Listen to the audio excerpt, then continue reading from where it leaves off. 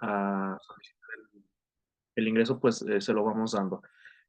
Buenas tardes, sean bienvenidas y bienvenidos. Y antes de seguir avanzando respecto al tema, me gustaría saber si me logran escuchar nuevamente, si están viendo de igual forma la presentación que estoy aquí proyectándoles. En caso de que no entiendan algún concepto, en caso de que sientan que estoy hablando muy rápido, porque también suelo hacerlo, por favor díganmelo también. Si llegan a tener preguntas, dudas, inquietudes, también me lo pueden hacer saber. ¿Están logrando ver la presentación? Sí, Perfecto, muchas gracias, Jorge. Vamos iniciando entonces. Algunos de ustedes ya me conocen. Soy licenciado Alejandro Paredes, soy licenciado en criminología y cédula profesional 14377683. Los que me conocen recordarán que me he desempeñado como consultor en materia de seguridad patrimonial y seguridad corporativa, específicamente en empresas del corredor industrial del Bajío, específicamente aquí en León, Guanajuato, en el giro automotriz para ser más específicos. Ya cerca de 9, 10 años más o menos son los que ya llevo desempeñándome en el sector. Y pues mis datos de contacto de igual forma aquí los pongo a su disposición en esta primera diapositiva. En caso de que llegasen a tener algún tipo de consulta externa posteriormente a este tipo de eventos o conferencias, tienen ahí también nuestras redes sociales como @blackcrimeapp y de igual forma mi correo. Bien, ya vámonos de lleno ahora sí a lo que es nuestro tema, que es directamente lo que nos interesa, ¿no? El día de hoy. Y vamos a partir por esta pregunta que generalmente nos llegamos a hacer cuando estamos incursionando directamente como estudiantes a la licenciatura. Pregunta que de igual forma muchas personas probablemente te han hecho, específicamente tu familia, tus amigos, conocidos y demás. Siempre nos hacen mucho esta pregunta, ¿no? De si realmente hay campo laboral para los criminólogos y las criminólogas en México específicamente, en cualquier tipo de área. Pero también esta pregunta nos la llegamos a hacer cuando escuchamos el tema de criminología corporativa, sobre todo cuando estamos por egresar, cuando somos recién egresados, también es algo que nos causa mucho ruido respecto a dónde vamos a aplicar nuestros conocimientos que hemos adquirido a través de una formación, a través de la licenciatura, y un campo muy fértil para este tipo de aplicación criminológica, pues es el sector privado. Sin embargo, cuando hablamos de criminología corporativa, en muchas ocasiones, tanto alumnos, otros criminólogos y otras personas que desconocen directamente lo que es la criminología, llegan a cuestionar si realmente tenemos este tipo de aplicación, ¿no? En lo que es una institución organizacional o privada. ¿Por qué? Bueno, porque llega a suceder que las nociones de lo que hace un criminólogo, pues únicamente se le atribuyen a cuestiones de seguridad pública, policías de investigación, agencias de investigación criminal, ministerios públicos y demás. Hoy en día sabemos que nuestro campo va más allá de ello. Si queremos referenciar algún tipo de información, dato, demás respecto a esto, podríamos hablar de lo que agencias consultoras en materia de criminología corporativa nos mencionaban todavía hace cerca de 2 años respecto a la empleabilidad que tenemos. Hay que recordar, por ejemplo, que según datos de Crimipreneur al año 2022 todavía, el 64% aproximadamente de los criminólogos en nuestro país terminaba trabajando en el sector privado y únicamente un 36% en el sector público. Entonces, hay más campo directamente en el sector privado y esto pues no es un secreto, ¿no? Me imagino que no soy, o en ese caso los que apenas me están conociendo, no soy ni seré el único criminólogo corporativo del cual se están tomando este tipo de capacitaciones, talleres, conferencias y demás. Hay muchísimos criminólogos que hoy en día están trabajando en diversos tipos de empresa y en diversos tipos de sectores. Y algunas empresas que podemos poner como ejemplo, pues son estas, ¿no? Que tenemos en pantalla. Generalmente utilizo mucho esta diapositiva cuando estamos hablando de las cuestiones de empleabilidad para criminólogos en México por varias razones. La primera es evidenciar que existe el trabajo para los criminólogos, que existen empresas que están solicitando e incluyendo a los criminólogos dentro de su plantilla de trabajo. Y la otra razón es que al menos la mayoría de nosotros ubicamos o reconocemos alguna de estas empresas que tienen en pantalla, ¿no? Más de uno de nosotros hemos comprado algo a través de Amazon, a través de Mercado Libre. Más de uno de nosotros hemos tomado Coca-Cola. Nosotros más de alguna ocasión hemos ido al Oxxo, sobre todo los fines de semana, ¿no? Cuando hay fiesta y demás, pues una parada obligada generalmente es el Oxxo. Todos conocen empresas como Walmart, PepsiCo, instituciones financieras como Citibanamex, Banbajío. empresas de paquetería como Castores, empresas como FedEx y demás. Entonces, todas estas empresas son ejemplos de empresas reconocidas, tanto a nivel nacional como internacional, que hoy en día ya incluyen a los criminólogos dentro de sus plantillas de trabajo. Y esto ha sido interesante en el sentido de que podemos de igual forma darnos cuenta de que el desarrollo industrial que tenemos hoy en día en el país ha sido tan atinado que ha traído consigo de igual forma nuevas fuentes de empleo. Sobre todo en esta etapa post-pandemia, recordarán que todavía hace cerca de 5 años estábamos en el auge de una pandemia que estaba por obligarnos a un confinamiento a nivel global y derivado de esto evolucionaron muchas modalidades de desarrollo industrial, pero también nuevas necesidades en materia de seguridad. Y en ese sentido, la etapa post-pandemia pues también comenzó a desarrollar, por ejemplo, la imperación de lo que es un e-commerce. Recordar que, por ejemplo, en la pandemia todo lo comprábamos a través de Internet y esto también trajo consigo nuevos cambios, nuevos modelos de negocio y nuevas formas en las que también nosotros como clientes de estas cadenas comerciales adquiríamos nuestros productos, todo lo hacíamos a través de Internet.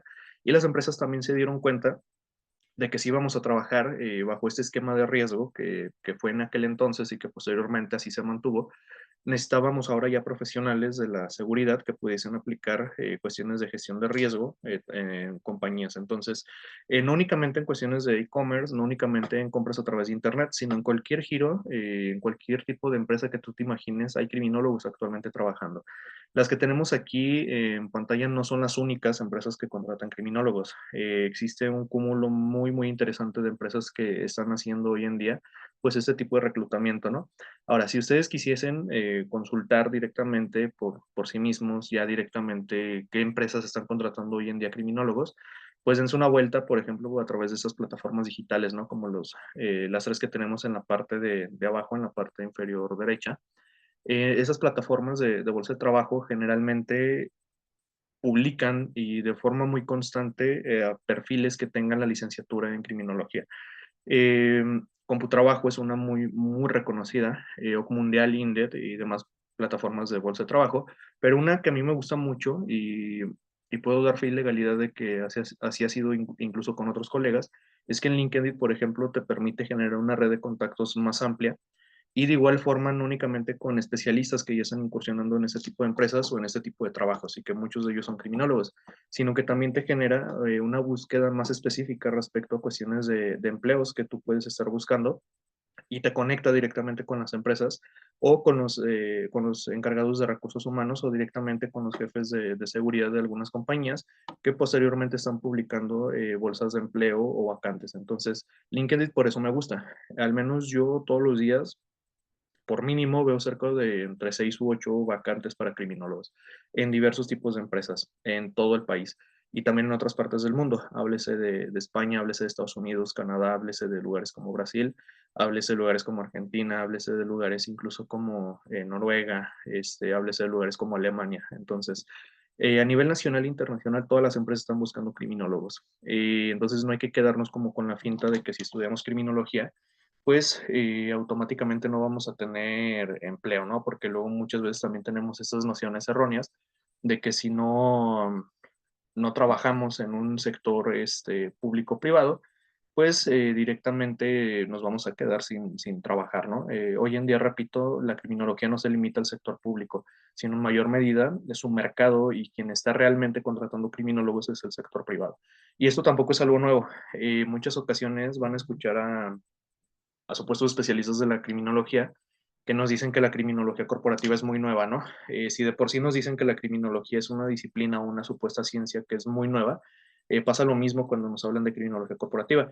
Pero la criminología corporativa no es algo nuevo. Lleva desarrollándose desde hace muchísimas décadas. Algunos de los autores ya muy pioneros, ya también incluso muy arcaicos respecto a la aplicación de la criminología en el sector privado, pues podríamos referenciar, por ejemplo, autores como Sutherland, que es uno de los primeros estudiosos de la criminología y uno de los primeros autores que nos hablan ya de los delitos económicos, que nos hablan del concepto del delincuente cuello blanco, ¿no? Que es un concepto muy conocido. Entonces, desde los años 70 aproximadamente, también ya teníamos otros autores que sí eran criminólogos, en las cuales ya nos hablaban en sus libros, por ejemplo, de crímenes y delitos dentro del sector empresarial o cometidos también por empresas o los famosos crímenes corporativos. Entonces, autores como Martin Gill desde los años 70 ya nos hablaban de este tipo de temas. Entonces, no hay que irnos con la finta de que la criminología corporativa es nueva. Lo que pasó más bien es que en el caso de México, posteriormente y después de muchos años, comenzaron a darle la importancia al criminólogo que realmente merecía, cosa que antes no sucedía. Antes únicamente asociábamos al criminólogo con este personaje profesional que iba y levantaba cadáveres o perfilaba asesinos en serie, cosas por el estilo. Hoy sabemos que esta no es una función de los criminólogos, ¿no? De eso vamos a hablar más adelante. ¿Hasta aquí tienen alguna duda de esta diapositiva que les acabo de presentar?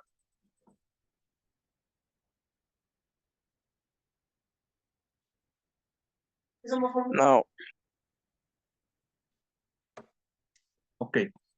Entre todas las salidas laborales o opciones laborales que tenemos como criminólogos, tampoco hay que asumir que la criminología corporativa únicamente se encarga de la prevención de lo que conocemos, por ejemplo, como robo o el famoso robo hormiga, ¿no?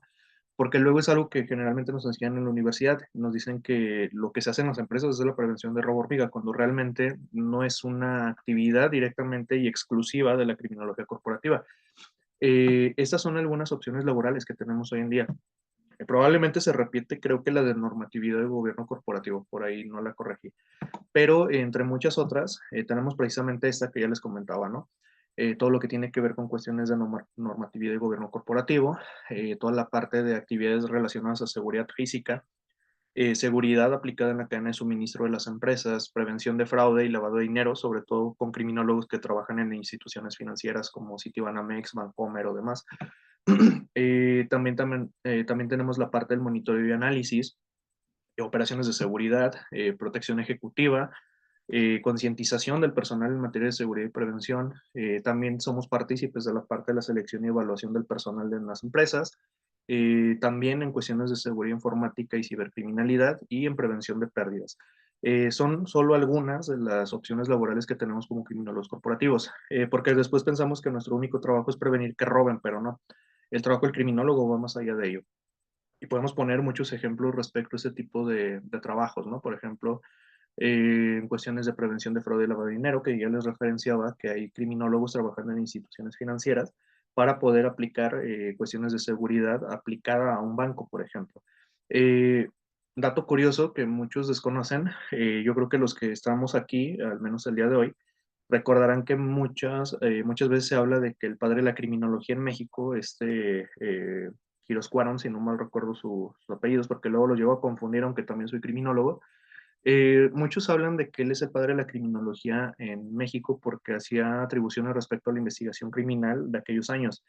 Tenía libros de medicina forense, de investigación aplicada a la criminología forense como tal y a la criminalística, pero muy pocas personas saben que Cuarón también en su momento se desempeñó como criminólogo corporativo. Entonces, los criminólogos corporativos que tenemos hoy en día no son los únicos ni son los primeros. Cuarón también incursionó como pionero de la criminología corporativa en México porque se dedicó precisamente a la parte de la prevención del fraude, específicamente en el Banco de México. Entonces, él también fue uno de los pioneros en desarrollar este tipo pues, de actividades, ¿no? Ahora, ya hablamos de todos estos conceptos que tenemos como opciones de, de actividad o opciones de salidas laborales como criminólogos corporativos, pero no son las únicas actividades que podemos desarrollar. Por si les parecían poquitas, acá tenemos muchas más. Los criminólogos también algo que hacemos es la parte de la gestión de riesgos. También hacemos actividades relacionadas a la gestión de crisis. Tenemos también actividades relacionadas a la continuidad del negocio y al desarrollo de la resiliencia corporativa. También hay criminólogos que trabajan en la parte de la gestión de la seguridad de eventos masivos o eventos de entretenimiento, por ejemplo. Muchas personas no saben que hay criminólogos trabajando en estadios de la Liga MX, a los que les gusta el fútbol, pues estadios como por ejemplo el BBVA, donde juegan los Rayados de Monterrey, o el estadio creo que se llama Akron, donde juegan las Chivas Rayadas de Guadalajara. Hay criminólogos que trabajan en la parte de la gestión de la seguridad en este tipo de espacios. Entonces, también ya hay criminólogos trabajando en el sector deportivo. De ahí que tengamos incluso una rama complementaria que se llama criminología del deporte o criminología deportiva, que tampoco me la estoy inventando. También hay criminólogos en México que están trabajando esta rama, ¿no? Podemos referenciar, por ejemplo, algunos muy de renombre, como por ejemplo la criminóloga Lexi Medina, que es una criminóloga que ha trabajado directamente en la parte de la criminología deportiva, desde niños, niñas y adolescentes y también adultos. Entonces, esta rama complementaria pues también encajaría muy bien en la parte de la criminología corporativa respecto a la seguridad de eventos. ¿Por qué? Porque es una rama muy específica. No es lo mismo gestionar, por ejemplo, la seguridad en una empresa automotriz a gestionarla en un estadio de fútbol, ¿no? Las situaciones son completamente distintas, el ambiente es completamente diferente, por lo tanto también hay que especializarnos en ello. Otra forma de aplicar la criminología corporativa en empresas, pues es a través de las investigaciones internas. En muchas ocasiones nos apasiona la parte de la investigación criminal y pensamos que la investigación criminal únicamente se hace allá afuera en cuestiones de ministerios públicos, fiscalías, agencias de investigación criminal y demás. Pero también dentro de las compañías abrimos investigaciones internas que también pueden abonar a lo que directamente nosotros conocemos como la impartición de justicia. Entonces, muchas ocasiones en una institución ya de corte jurídico penal, una investigación interna de una empresa también tiene mucho peso. De ahí la importancia de que los criminólogos también hagamos investigaciones dentro de las compañías. Y esto pues va de la mano también respecto a temas de inteligencia corporativa, ¿no? El compliance también que tenemos aquí es importante porque es una de las herramientas principales que nos sirven para hacer prevención del delito dentro de las empresas. Y algo interesante del compliance es que no únicamente prevenimos delitos cometidos contra nuestra empresa, sino también prevenimos delitos que nosotros como empresa podamos cometer contra otras personas. Por ejemplo, el violar sus derechos laborales, el contaminar, por ejemplo, ecosistemas a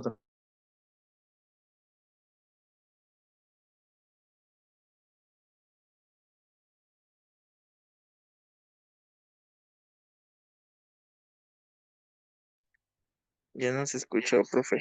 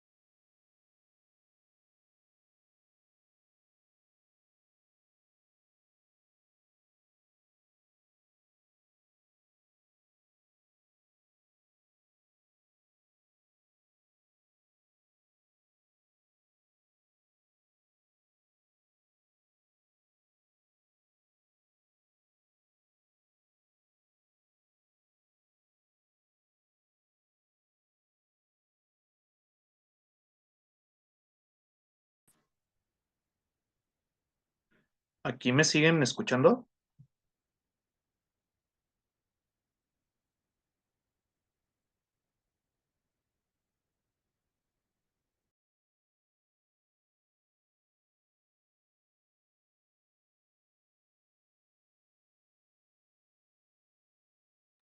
Ok, al parecer me sacó la sesión. ¿Me pueden decir hasta dónde recuerdan que me quedé? Porque recuerdo que estaba hablando de la parte del compliance. Entonces, recuérdenme si ahí fue específicamente en donde me quedé. Sí, profe, fue ahí en el compliance. Ok, muchas gracias. Bien, les hablaba de que el compliance es una herramienta que tenemos en cuestiones de criminología corporativa para hacer lo que conocemos como prevención del delito. Los criminólogos hablamos mucho de esta parte de la prevención del delito, pero en las compañías lo hacemos en varios niveles. Una es, como ya se los comentaba hace unos momentos, prevenir delitos contra la empresa, pero también prevenir que la empresa cometa delitos. El tema de los crímenes y delitos corporativos es algo muy frecuente, aunque es algo de lo que muy poco se llega a hablar, pero sin embargo, de igual forma es algo que es muy constante. Entonces, muchos criminólogos pues también trabajan la parte de la prevención de este tipo de delitos que también puede llegar a cometer la empresa. La parte también del diseño ambiental, aunque pareciera que es un tema de arquitectos o de ingenieros civiles, la parte del diseño ambiental también nos ayuda en gran medida a hacer prevención del delito. De ahí que existan herramientas específicas en materia de prevención del crimen y del delito a través del diseño ambiental. Una de las más famosas es el sistema de CERPET, por ejemplo.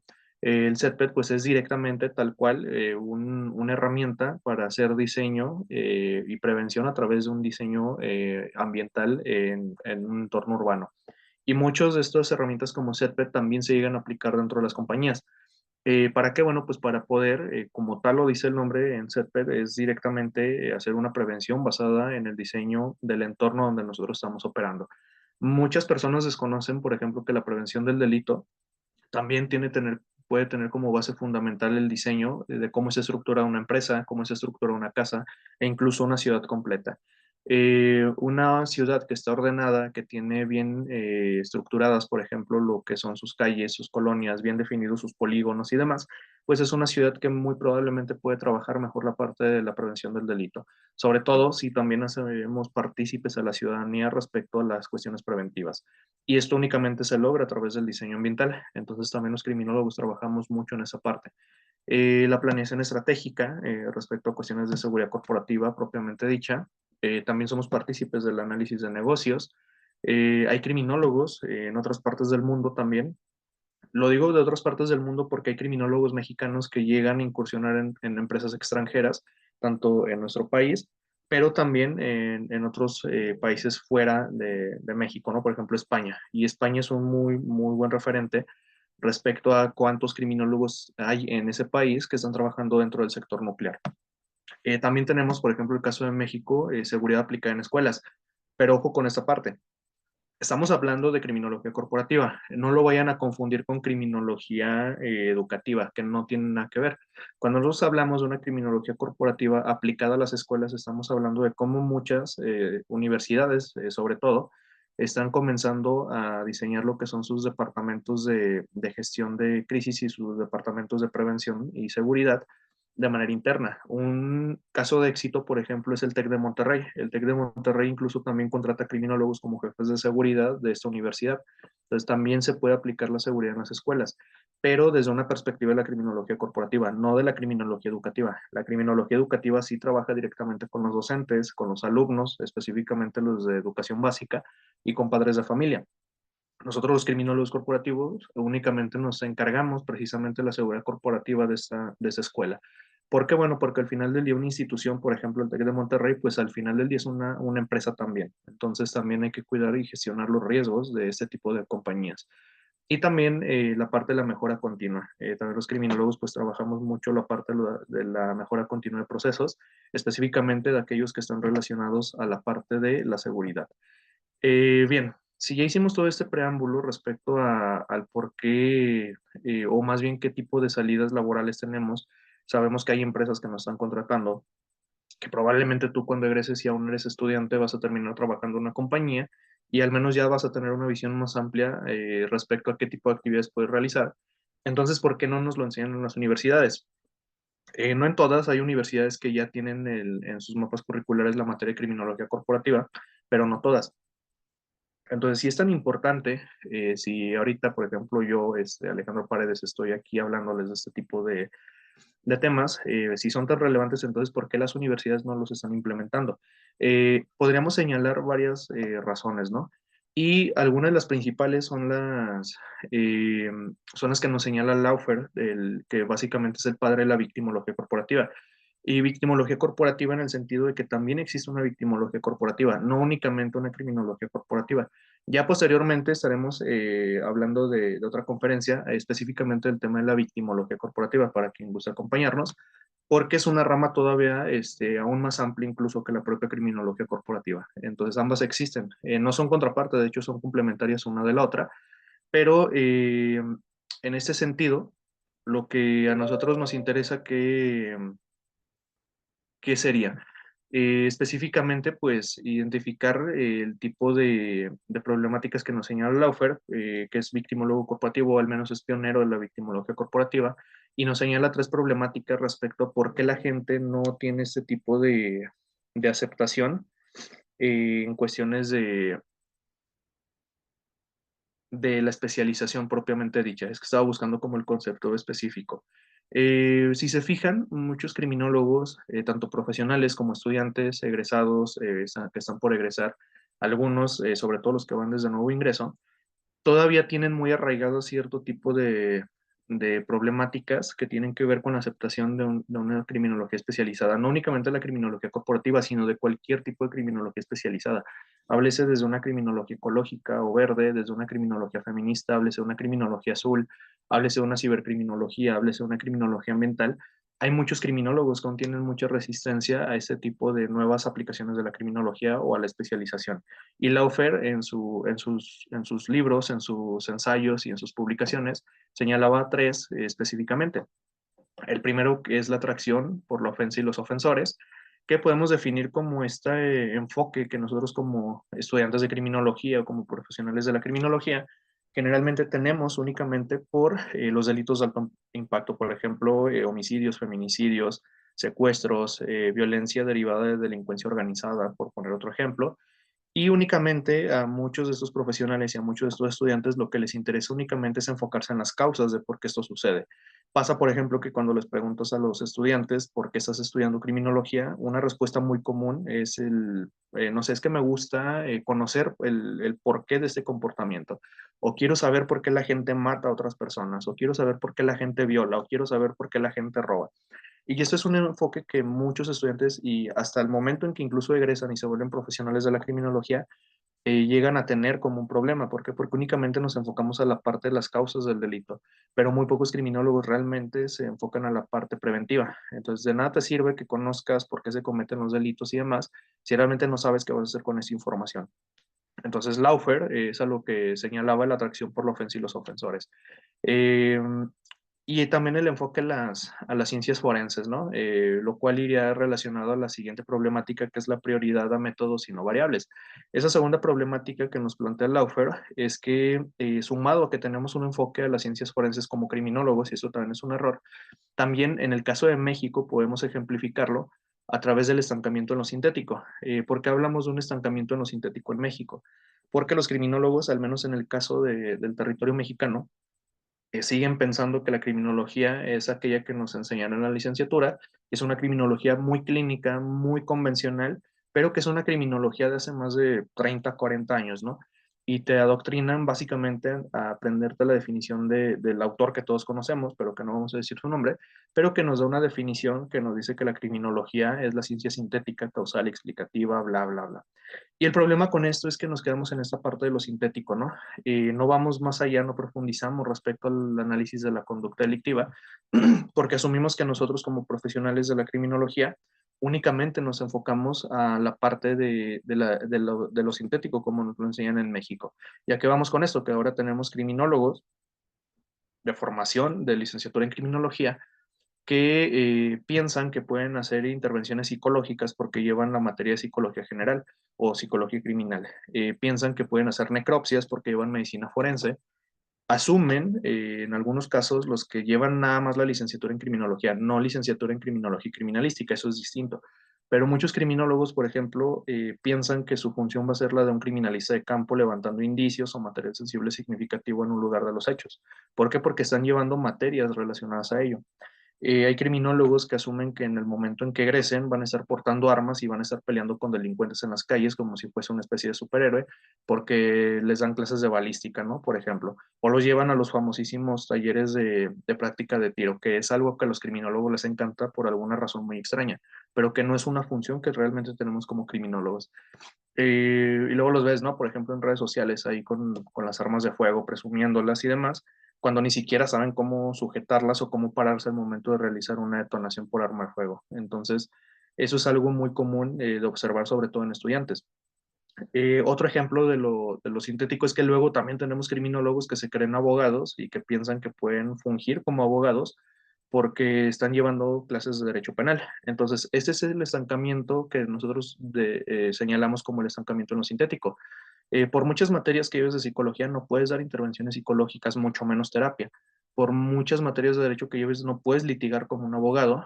Por muchas materias de medicina forense que también te metan ahí en tu carrera de criminología, tampoco puedes realizar necropsias si no es tu función, porque para empezar no eres médico y no tienes una formación como médico general y tampoco una especialización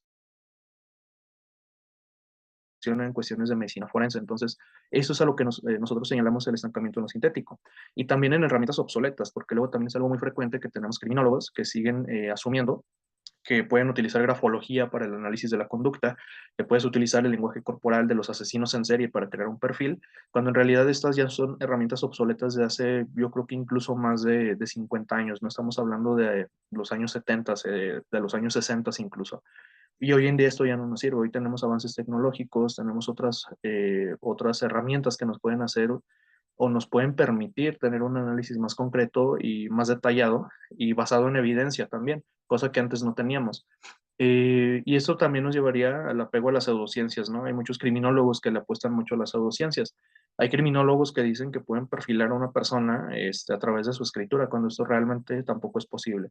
Y hay herramientas que supuestamente son contemporáneas, que ya también están entrando como herramientas obsoletas, que están entrando en desuso, como por ejemplo podría ser el polígrafo, ¿no? La famosa prueba de control y confianza que hacen específicamente a través del polígrafo, que tiene un margen de error enorme. Y muchas veces cuando se utiliza, por ejemplo, en una institución pública, como por ejemplo un departamento de policía, despiden a muchos policías que no pasaron la prueba del polígrafo, pero que no lo pasaron no porque no sean personas confiables, sino simplemente porque este aparato o esta herramienta tiene un margen de error enorme. Y también se presta la interpretación del poligrafista, que es una interpretación meramente personal y subjetiva. Entonces, muchas de esas herramientas están entrando en la obsolencia. No, no hay que seguirlas utilizando, al menos en el sector privado, en cuestiones de criminología corporativa, no se utiliza ni grafología, no se utiliza ni análisis del lenguaje corporal y mucho menos se utiliza ya el polígrafo. Al menos aquí en el corredor industrial del Bajío ya van cerca de 9 años también que está entrando en desuso. Hay algunas empresas que aún lo usan, por ejemplo, algunas empresas de paquetería, pero la mayor parte de las empresas lo están desechando, ya no lo están utilizando.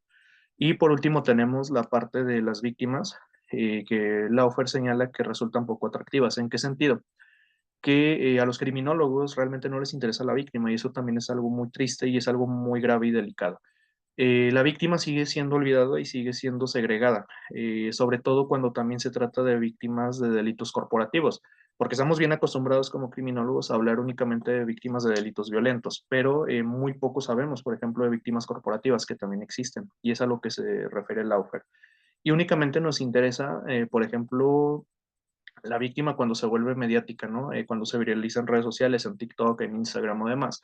Hasta entonces volteamos a ver a las víctimas. De lo contrario, nunca nos enteramos que las hay. Y podemos poner ejemplos, ¿no? Muy famosos respecto a, por ejemplo, delitos de alto impacto. Por ejemplo, qué estadística tenemos en el país por mes o por año respecto a cuestiones de feminicidio. pero no conocemos a todas las víctimas de feminicidio, únicamente aquellas que se vuelven famosas en redes sociales. O también pasa con víctimas corporativas. ¿Cuántos de nosotros conocemos, por ejemplo, personas que se han violentado sus derechos laborales y cuántas de estas realmente se han dado a conocer a la información pública? Eso es algo que generalmente no sucede.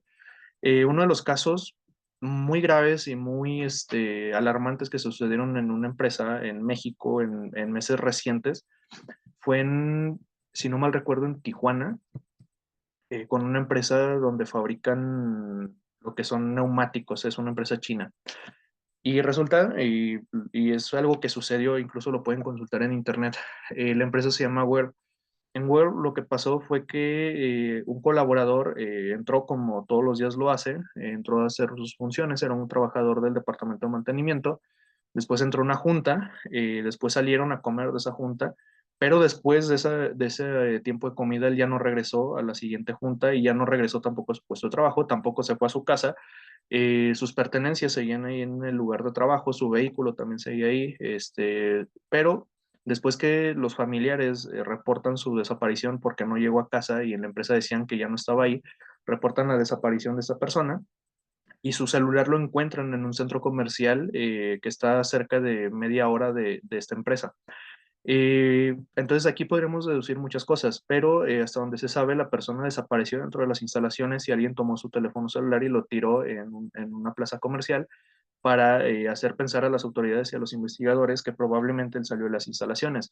El detalle con esto es que las cámaras de seguridad no logran captar en ningún momento que él salga de las instalaciones, todas sus pertenencias, como se los comentaba, y seguían, y posteriormente comienza a haber una huelga fuera de esta empresa para exigir información sobre su paradero, empezando por su familia, ¿no? Que eran los que estaban más desesperados. Posteriormente entran peritos en cuestiones ya de investigación forense y se dan cuenta de que en algunas zonas de la empresa, específicamente donde había tuberías, había lo que material sensible significativo aparentemente eran manchas hemáticas o de sangre y residuos biológicos. Entonces, algo que podemos deducir con este cúmulo de información, porque hasta la fecha, hasta donde yo sé, la empresa no ha dado más declaraciones, simplemente está ahí tratando como de proporcionar información que tienen a su alcance. Lo que pudo haber pasado es que esta persona se accidentó o le hicieron algo dentro de las instalaciones e intentaron desaparecerlo dentro de las mismas. Entonces, ese tipo de delitos corporativos también existen. Estamos hablando de que en este caso quien lo hizo fue una empresa. No fue una sola persona, sino todo un conjunto de personas que trabajan en esa empresa quienes hicieron este tipo de victimización. Entonces, esto también sucede y es algo que también nosotros tenemos que investigar. Pero Laufer señalaba que existe un olvido y una segregación de este tipo de víctimas corporativas que muy probablemente muchos de ustedes no conocían de ese tema y se los digo, lo pueden consultar incluso en fuentes como Internet, en Google lo pueden buscar y les van a salir muchas notas respecto a este caso, que no es viejo, es un tema muy reciente. Pero al igual que esta persona, ha habido casos muy similares en muchas empresas en muchas partes de México. Entonces, no nos enteramos porque estamos volteando a ver otros tipos de criminalidad y otros tipos de víctimas derivadas de esa criminalidad. En el caso de nuestro país, pues específicamente delincuencia organizada, ¿no? Entonces, hay que tener mucho cuidado con esta parte. Y otras razones por las que no nos enseñan este tipo de información en las escuelas, pues se lo podemos deber a varias causas o factores más. Por ejemplo, la influencia de los medios de comunicación respecto a los alcances que tiene el criminólogo. También la parte de los profesores poco capacitados, porque también los hay, y esto también hay que reconocerlo. Hay profesores que no tienen ni idea de qué materias están impartiendo, que no han tenido experiencia real en campo respecto a lo que están enseñando en un aula.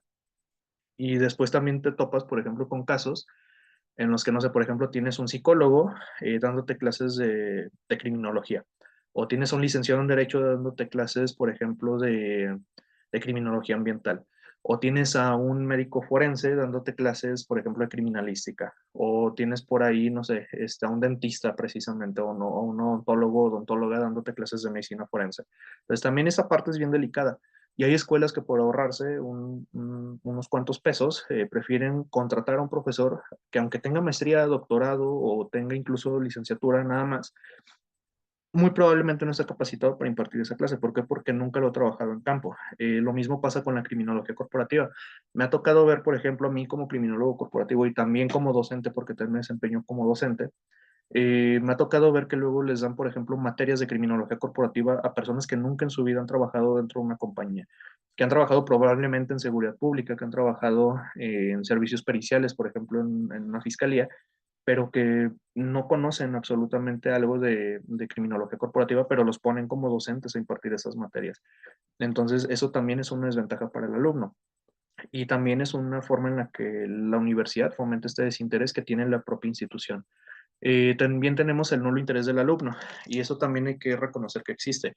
Muy probablemente en el caso de ustedes no sé si porque están aquí tratando de capacitarse, algunos probablemente ya egresaron, algunos ya están trabajando, probablemente algunos están estudiando todavía, pero están aquí. Hay muy poca gente que realmente le guste, o hay gente que le cuesta muchísimo seguirse capacitando fuera del salón de clases. Eh, También depende mucho del tema, ¿no? Y sería algo relacionado a lo que viene en el siguiente punto, que es el consumo y demanda de material violento y disfrazado de información académica. ¿Qué pasaría si, por ejemplo, y hablando tanto del nulo interés del alumno como del material violento disfrazado de información académica, qué pasaría si esta conferencia o esta charla de introducción a criminología corporativa no fuese sobre este tema, pero fuese sobre perfilación de asesinos seriales, si fuese sobre rehidratación cadavérica, si fuese sobre investigación forense de casos de muerte violenta, por ejemplo, cosas por el estilo, muy probablemente tendríamos muchísima más gente y muchos estudiantes de criminología. ¿Por qué? Porque son los temas que más les gustan. Aunque no sepan ni por qué, pues lo podremos definir simplemente como puro morbo, ¿no? Y los criminólogos en su mayoría son muy, muy morbosos.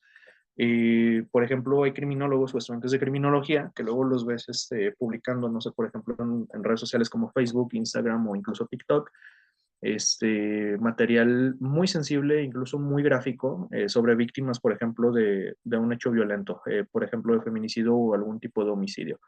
Y los ves publicándolo en redes sociales, este tipo de material, y en la descripción le ponen, es que amo mi carrera o amo la criminología y por eso me gusta compartir eso. Realmente no funciona de esta forma. Si realmente te gustara la criminología, entonces no consumirías este tipo de material violento, que incluso en tiempos actuales ya es un delito, según la ley Ingrid que tenemos en el país, en la cual se habla de que ningún servidor público puede filtrar información, ni mucho menos material audiovisual o de fotografías de víctimas de delitos violentos, cosa que sigue sucediendo a pesar de que ya es un delito. Y muchos criminólogos también son partícipes de ello, ¿no? Incluso hasta llegan a tener grupos de WhatsApp o de Telegram en donde se comparten ese tipo de información. Entonces también hay que tener cuidado con esa parte. Y el estancamiento en lo sintético, ¿no? Que ya habíamos hablado. Ahora bien, ¿qué conceptos y qué dimensiones tenemos en cuestiones de la aplicación de la criminología corporativa?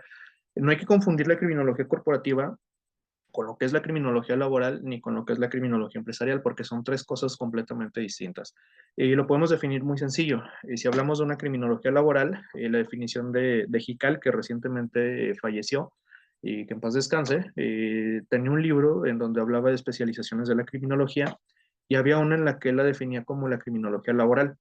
La definía como una parte general de la criminología, una rama de la criminología general, en la que se estudiaba directamente las conductas antisociales que se pueden presentar en las personas en el desarrollo de su trabajo o antes de realizar cierto tipo de trabajo. Entonces, Jical hablaba de que la criminología laboral abordaba este tipo de temáticas asociadas a las conductas antisociales dentro de los centros de trabajo.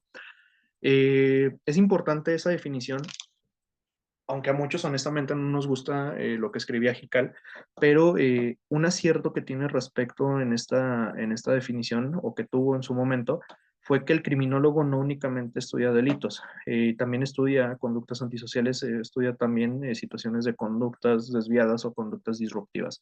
Entonces, la criminología laboral estudia todo ese tipo de conductas cuando suceden dentro de un entorno organizacional o dentro de una empresa. También tenemos la parte de la criminología empresarial.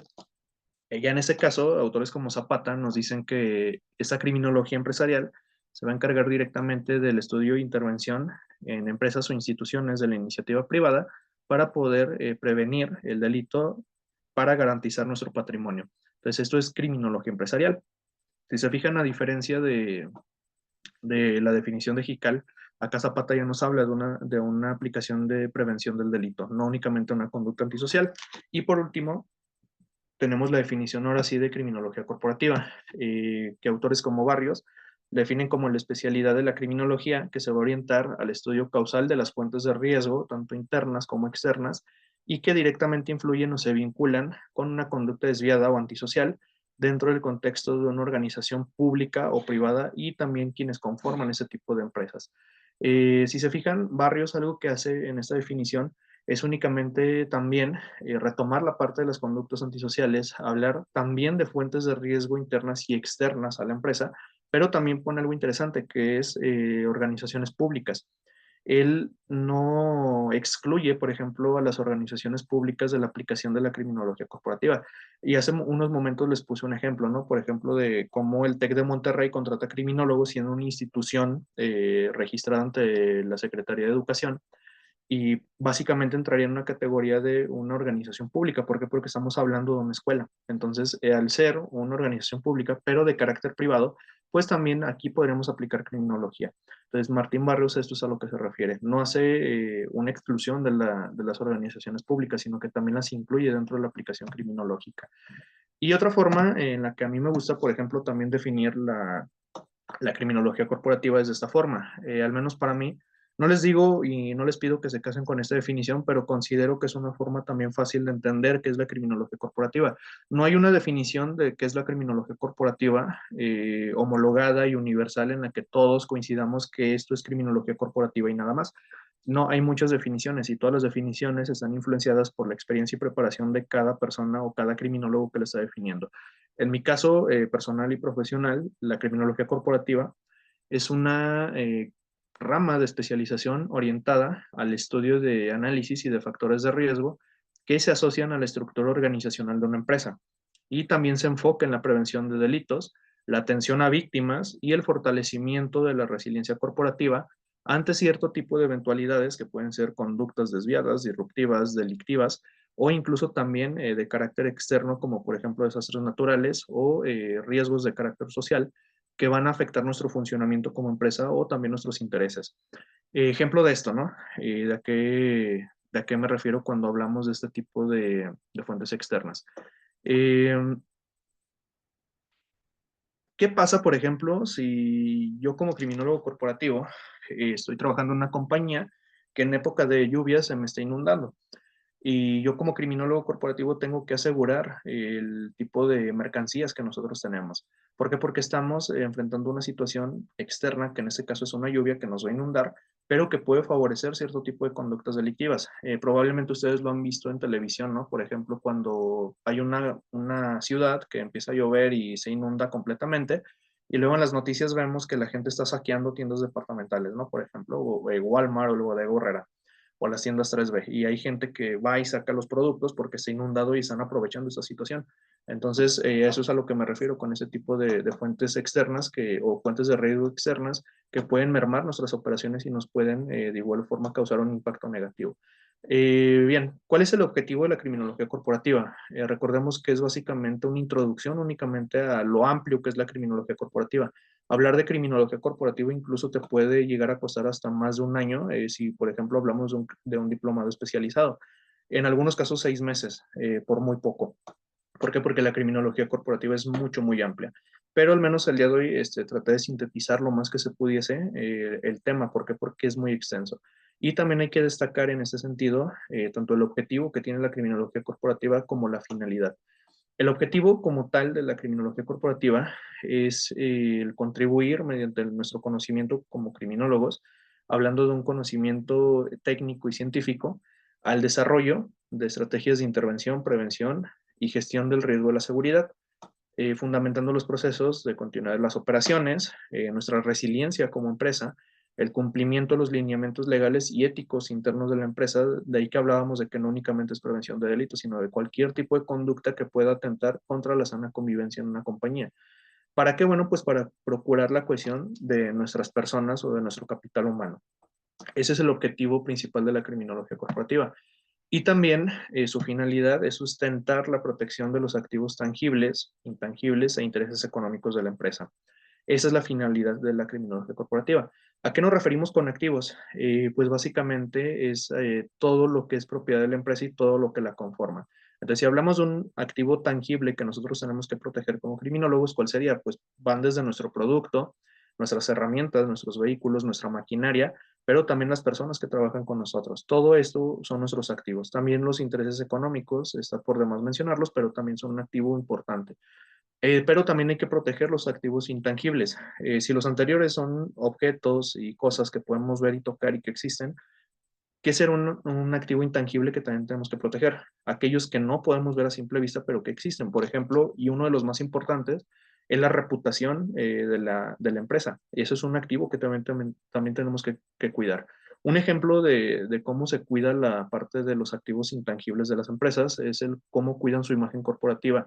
Por ejemplo, recordarán que hace algunos meses se puso muy de moda un programa muy famoso, ¿no? Que se llama La Casa de los Famosos, creo, eh, en televisión abierta. Entonces, algo que pasó fue que en algún momento de ese programa, los que lo integraban, sus participantes, que eran actores y gente famosa, ¿no? De ahí el nombre, comenzaron a tener cierto tipo de rencillas y cierto tipo de confrontaciones, llegaron a decirse cosas muy feas que al final del día no les afectaban a ellos, porque ellos estaban ganando y estaban generando contenido en redes sociales a través de este tipo de contenido en la televisión, pero a las empresas sí les estaba afectando. Recordarán que cuando comenzó esta confrontación entre los integrantes de ese programa o de ese reality, muchas empresas comenzaron a retirar los patrocinios de la Casa de los Famosos. ¿Por qué? Porque trataban de proteger un activo intangible, en este caso la imagen que tiene la empresa. Recordarán que muchas lanzaban comunicados diciendo que no iban a permitir que las declaraciones de algunos artistas o famosos que estaban ahí afectaran su imagen como empresa. Entonces lo que hacían era retirar este tipo de patrocinios. Y una forma en la que lo hacían pues era tratar de cuidar este activo intangible, que es mi reputación y mi marca como empresa. Otra forma de protección de un objeto intangible, me gusta mucho el tema de Starbucks para poder ejemplificarlo. Todos conocemos la marca Starbucks, o al menos la mayoría, que es una cadena de cafés que están en básicamente todas las zonas comerciales, háblese de malls o de centros comerciales, háblese de plazas en las que no se vas y comprar ropa, generalmente casi siempre hay un Starbucks. O incluso en carreteras, ¿no? También en las carreteras es muy frecuente encontrar un Starbucks. ¿A qué vamos con la parte del activo intangible con el ejemplo de Starbucks? Todos identificamos, por ejemplo, el logo de la sirena, que es un círculo que está en todos los vasos y que es directamente pues la imagen de esta compañía.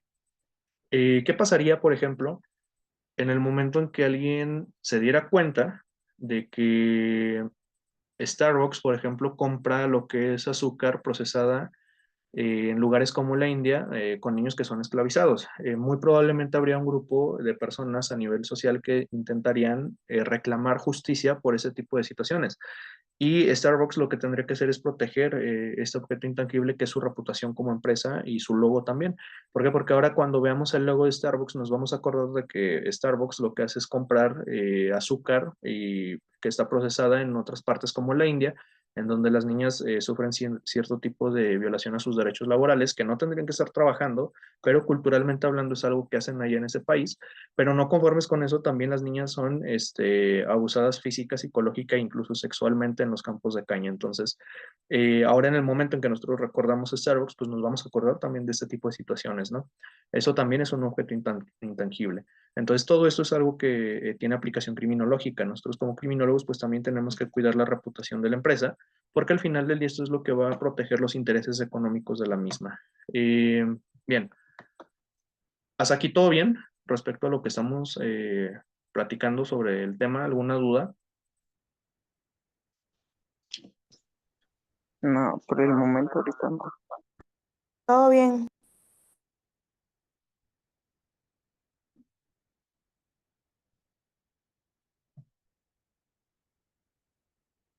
Ok.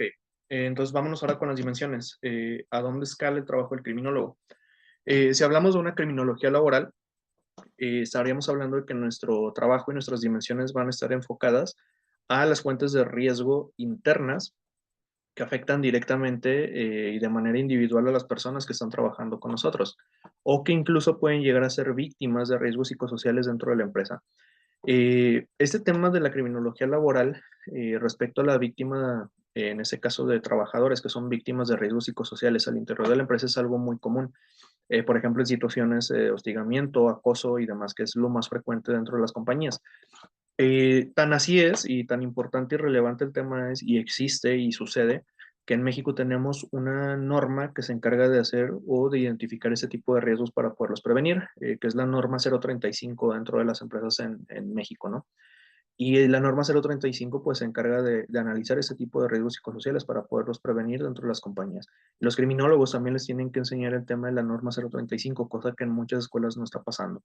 Si llevas materias de victimología, si llevas materias de atención a víctimas o de intervenciones y demás, en algún momento te tienen que hablar sí o sí de la norma 035, sobre todo si llevas la materia de criminología corporativa. ¿Por qué? Porque es una parte muy fundamental también de hacer prevención de riesgos psicosociales, al menos al interior de una empresa.